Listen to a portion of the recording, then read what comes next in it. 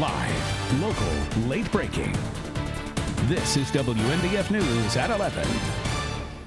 Well, thanks for joining us for your news at 11. I'm Ian Klein. An unseasonably muggy weekend ahead. Meteorologist Robert Whitehurst has a look in his certified most accurate forecast. Plus, we could see some showers coming our way, Robert. Yeah, a little warm for this time of the year, that's for sure. And with the onshore winds kicking up the humidity and bringing in some occasional showers here through the weekend. Notice the temperatures tonight. They are slow to drop. This is very close to our average high this time of the year, and we're not going to drop a lot from here. By tomorrow morning, we're still in the 60s, middle 60s along the Grand Strand, lower 60s inland. Notice those winds again blowing off the Atlantic, and that will bring in some of those showers as we head into the afternoon. Most of these are fast moving and don't last for long, but there will be some of those around, so don't be surprised if you see rain for maybe 10 or 15 minutes at times through the afternoon and evening. Despite the rain chances, we'll continue to climb tomorrow. Temperatures 70s. Pushing 80 inland, may see some 80s by Sunday of your full weekend forecast coming up. In our Decision 2020 coverage, thousands of ballots are still being counted across the country, including in Georgia, Pennsylvania, North Carolina, Nevada, and Alaska. Now, right now, the Associated Press has not projected a winner in any of those states. It's also important to note that NBC News has not called the race in Arizona either, as it's too close to call at this time. Joe Biden just spoke moments ago, urging calm and patience as the election officials continue to work. He also touted his lead in Pennsylvania, Georgia, Nevada, and Arizona. President Trump right now is ahead in North Carolina and Alaska. With the historic presidential election, there's a lot of social media chatter about absentee voting. Some people are even questioning whether thousands of mailed-in votes should actually even count. WNBF News reporter Jennifer Roberts talked with a political expert about those ballots. Jennifer, why did he say he's concerned? And Dr. Drew Kowalski is an expert on election law and voting behaviors. He told me that he's been seeing misinformation being spread on social media about what votes should be counted. And he says that he's ready to set the absentee ballot records straight. Just taking a little bit longer. Let's get right to the fact checking. Is counting absentee ballots after Election Day legal? The professor says yes. There's nothing inconsistent with the law in counting ballots after Election Day. That's how we always have done it. To give you an example, right now, California is still furiously counting ballots and has probably only counted about 70 to 80% of the votes out there. But because it's not one of these states that the election seems to turn on, we're not really watching. Some people want to know how an absentee ballot can be legally counted when it arrives to the election office days after Election Day. We can't vote after Election Day. Now, in some states, the state can receive our ballot after Election Day so long as it was postmarked, meaning that we voted on Election Day or before. We've heard some people say that absentee voting opens the door for fraudulent voting. Dr. Kowalski said a vote would be considered fraudulent if someone impersonates another person and then tries to vote using their name. For example, if another person that may or may not look like me tries to submit a vote pretending they're me. You've got it. It's difficult to come up with concrete examples because this type of what I would call like a voter fraud is actually is pretty rare. We've heard some people say that the counting of all absentee ballots should stop immediately because Election Day is over.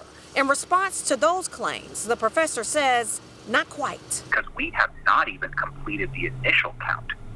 So before we have, I think, any claims of malfeasance or before we start even thinking about a recount, we have to at least complete our initial count. And I don't understand how there could be any call to stop counting votes.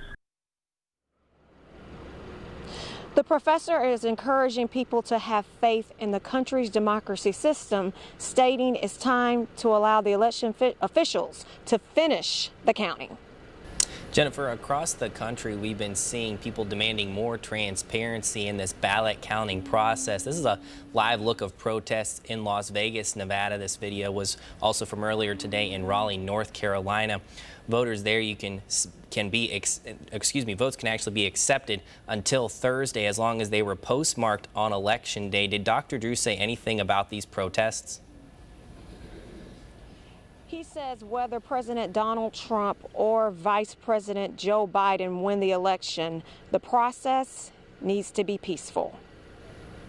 All right, Jennifer Roberts in Horry County tonight. Thank you very much. We appreciate it. Well, an estimated 99,000 outstanding ballots remain in North Carolina tonight. These are ballots that voters requested but have not returned. Political scientist says in 2016, voters didn't return about 31,000 ballots. About 86% were returned. There are almost a dozen races that remain uncalled in the state of North Carolina, including the presidential race. Tens of thousands of outstanding ballots could tighten the margin in some of those races and potentially determine some of the closest ones. It's anybody's guess as to what the numbers come back in. I think, for the presidential and the U.S. Senate race, certainly the margins will shrink, but I would be more surprised if these outstanding ballots flip these races. County Board of Elections will meet through November 13th to consider absentee ballots by mail that arrived through November 12th, as long as the ballot was postmarked by Election Day. State Board of Elections says counties have received nearly 32,000 eligible ballots over the past few days. However, County Board haven't approved these ballots or added them into the official results yet. In our area, Robinson County met today to discuss ballots. They are scheduled to meet again next Friday to canvass the votes. Well, as new information is made available, WNBF News will keep you updated on all platforms and get the latest at any time through our Decision 2020 section on our website.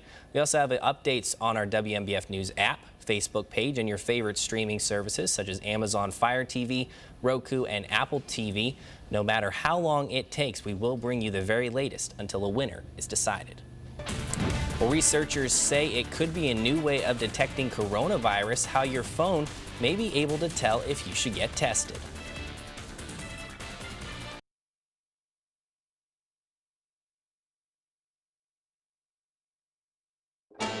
Now the certified most accurate forecast from First Alert meteorologist Robert Whitehurst. Certainly not a washout this weekend, but it's also not rain-free. Those onshore winds we had today going to give us a pretty similar forecast with the clouds moving at times. We'll get some showers that do develop offshore, and then they'll try to make their way inland. We'll see a few of those around tomorrow afternoon and evening, and we'll likely get a few more in here for the second part of the weekend. They're in and out in 10 or 15 minutes, so it's not going to rain all day, but plan on seeing it at least at some point here through the weekend. Better chance of rain arrives as we head into next week. Everybody dealing with the unseasonably warm temperatures, running 7 to 8 degrees above average for this time of the year, and mild mornings. Low 60s tomorrow morning, but only into the middle 60s Sunday. And as we head through next week, we'll likely drop those temperatures to maybe right around 70 in the morning. So it is a warm forecast here for the next week.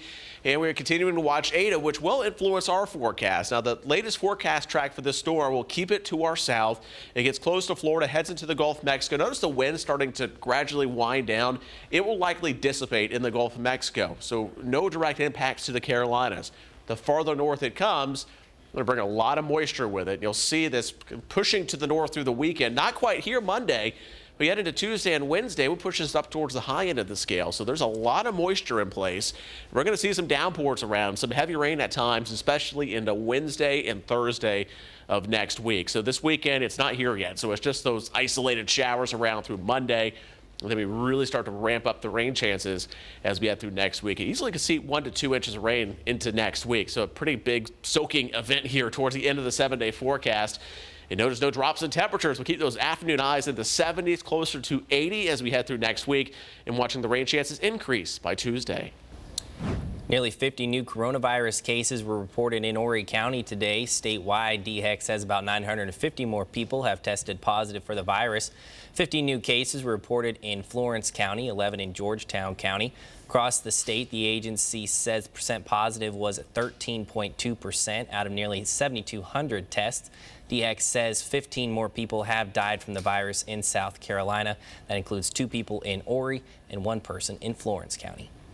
Checking in on cases at Coastal Carolina University, the school's COVID-19 dashboard shows this is the first week since August 5th that they haven't had any students in isolation or quarantine. Last week, no students were in isolation and 2 were in quarantine. The university reported 3 student cases on campus and 2 new faculty or staff cases between October 29th and November 4th. For the 3rd day in a row, the U.S. has reported more than 100,000 COVID-19 cases in a single day. Today, more than 122,000 cases eclipsed yesterday's single-day record of 121,000 cases. This marks the 3rd day in a row the U.S. has reported 100,000 new COVID-19 cases, the 2nd time it has crossed the 120,000 mark for a single day. The U.S. continues to have its highest numbers of COVID-19 cases and deaths in the world. Researchers at MIT believe they've found a way to determine if people have the virus based on the sound of your cough. The technology could indicate if someone should get tested, even if they don't necessarily have symptoms. A team of researchers began collecting audio recordings of coughs in April. The samples were voluntarily submitted on a website using cell phone and laptop technology. Technology was able to identify more than 98% of coughs from people who had confirmed cases. Developers are now building an app for smartphones for people to access the technology and find out if they have the infection. The model still needs to be approved by the federal approval. Walmart is teaming up with the Salvation Army to help rescue Christmas this year for millions of Americans impacted by the pandemic and economic crisis. In addition to the traditional bell ringing and kettles outside the stores, you'll also have the opportunity to give cash inside at the registers. Walmart will be offering customers the option to round up their purchases to the nearest dollar and donate the difference to the Salvation Army. Here in Horry County, WMBF News has partnered with the Angel Tree Program for Operation Save Christmas. Be sure to watch our kickoff on WMBF News today on Monday morning to see how you can help out. Plus, we'll explain the changes you'll see when donating this holiday season. Well, that is your news on this Friday evening at 11. Be sure to stick around. Your high school football highlights are next in the final regular season edition of The Extra Point. Have a great weekend, everyone.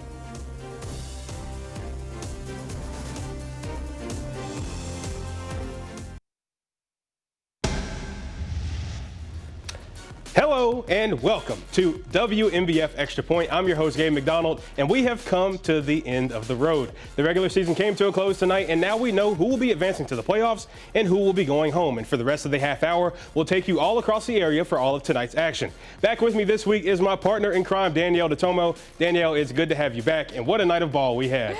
Yeah, Gabe, it is great to be back under those Friday night lights. 2 weeks. Just too long for me. So glad to be back here for the last night of the regular season. Well, without further ado, we're going to kick things off how we always do with our game of the week. It's the Battle of the Beach between the Seahawks and Chiefs. Plenty on the line coming in.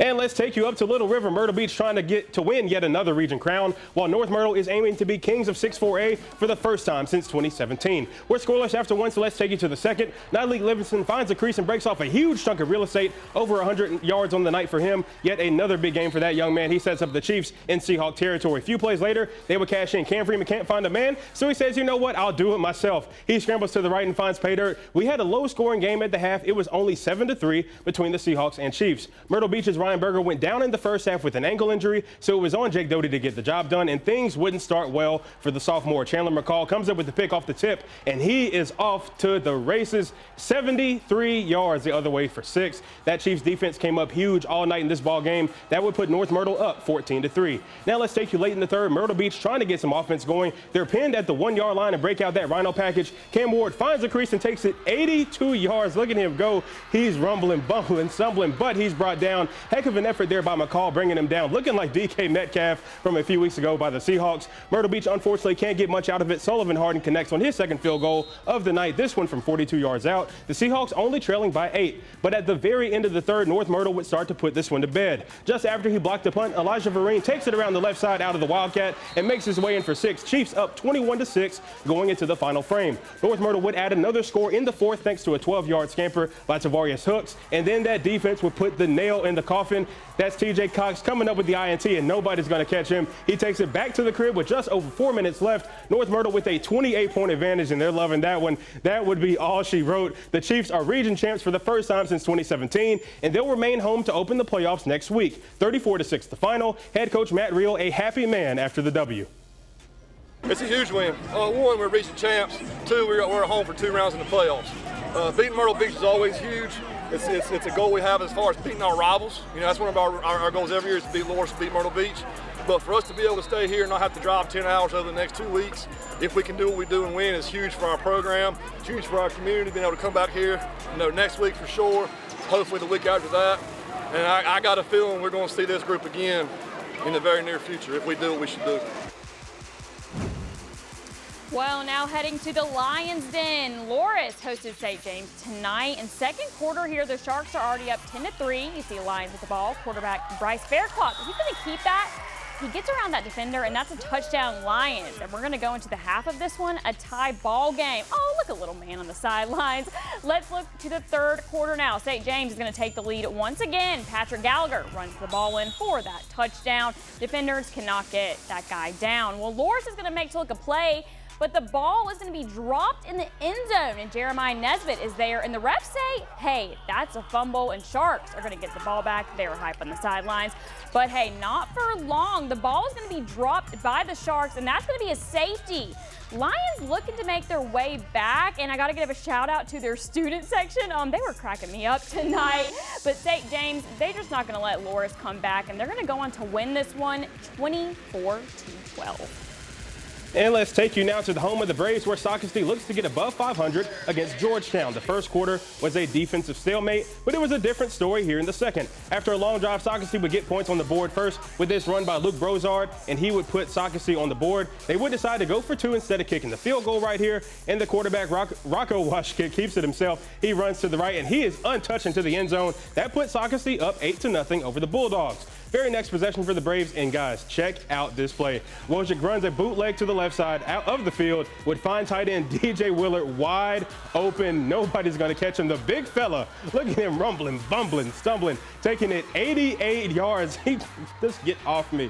He takes it to the house. His teammates and the fans, they are absolutely loving that one. Heck of a play by that young man. And for that run, you definitely deserve to wear the touchdown chain that the Socastee Braves have. The Braves up 16-0 after another 2-point conversion. Georgetown, however, would add a score just before halftime on a beautiful pass to Eric Sherrod, but they would fumble the snap on the field goal. That Braves defense absolutely swarming in this one. The Braves get it done by a final of 29-12.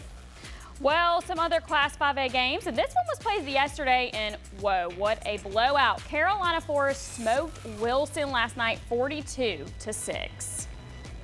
And let's take you up to Class 4A. Let's take you up to Florence right now. It's rivalry week in the PD as South Florence took on West Florence. After halftime, the Knights up 10-7. DB Greg Jones blocks a punt, takes it all the way back to the crib, putting the Knights up 17-7 over the Bruins. On West Florence's next possession, running back Nike Johnson, the Virginia Tech commit, breaks tackles, weaves to the defense for a 40-yard score, playing double duty on offense and defense tonight. That put the Knights up 24-7. South Florence wasn't out of it yet, though, as they would block a punt, and the Bruins tailback Malik Nolan would take advantage of the turnover with a 15-yard touchdown run coming up right here, but the Knights would still have the lead 24-14 over the Bruins. And a fourth down stop would, oh, watch out, cameraman. A fourth down stop would give the Bruins the ball back, and quarterback Lenore Sellers would take it to the end zone himself. West Florence up 24-20, but after turnovers and stops by both teams, South Florence would have a final shot, but that West Florence defensive lineman Josh Williams gets a huge sack right here on fourth down, halting the comeback attempt. West Florence escapes this one. They get it done 24-20.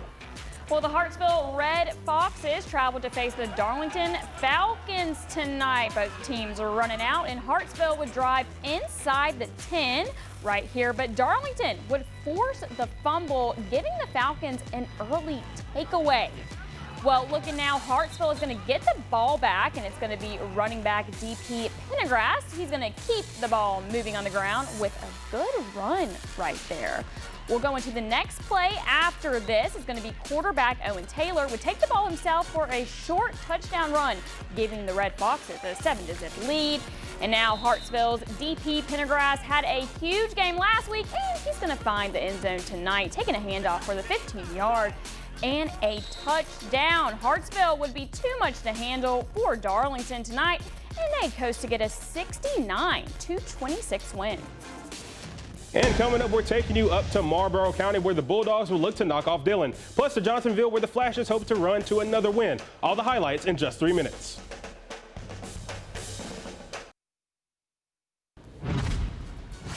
All right, welcome back to Extra Point. We're going to kick off the second half of our action like we always do in Class 3A. Who let the dogs out? Remember that classic by the Baja men, the Bulldogs rushing out of the tunnel, looking to upset the Dillon Wildcats up in Bennettsville. This would be a back-and-forth battle. Let's go in the first quarter. That's Nemo Squire punching it in for 6. Dillon takes a 6-0 lead. That was one of 4 touchdowns on the night for him. Another solid night by that young man. Bulldogs not backing down, though. On the ensuing possession, Darius Grant finds Benny Thomas for the score. They strike up the band. The Bulldogs jump out in front, 7-6 over Dillon. Don't look now, y'all. A few plays later, it's Quashad Singleton. He takes the pitch, he jukes the defender and finds a gap, and by now you should know the rest is history. Look at him go. Nobody's going to catch that young man. He's off to the races. Singleton takes it to the house. Dillon retakes the lead over Marlboro County, 14-7.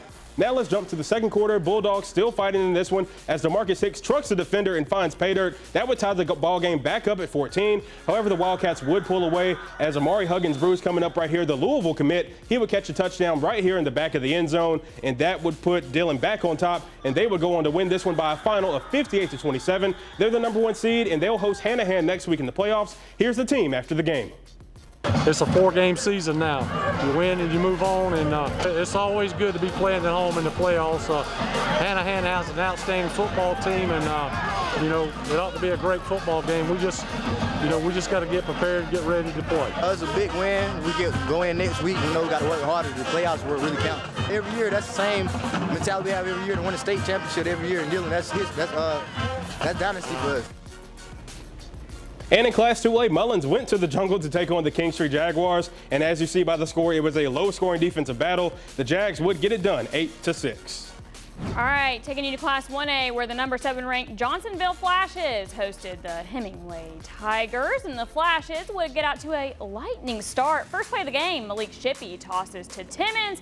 He's going to run around, break a tackle, and gets a big gain to set Johnsonville up with good field position.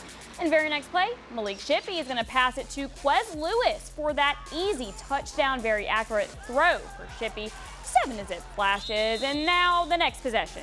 Malik Shippey is going to pass it to Quez Lewis once again. You've heard those names already tonight. And look at that speed. He's going to run into the red zone, but he's going to be stopped before he can score. But what an awesome run right there. Well, next play, here he is again. Shippey says, I'll take care of this one myself. He's going to fake the handoff and keeps the ball and going to run it in for that touchdown. Flashes up 14-0, and they would have no problem keeping the lead. They win this one 37-16. Now for Class 1A, the Raiders of Hannah Pamplico took on East Clarendon Wolverines, and you see East Clarendon would get the second win of the season, 28-18. And y'all thought we were done? Not just yet. Y'all already know what time it is. It's time to reveal our play of the week.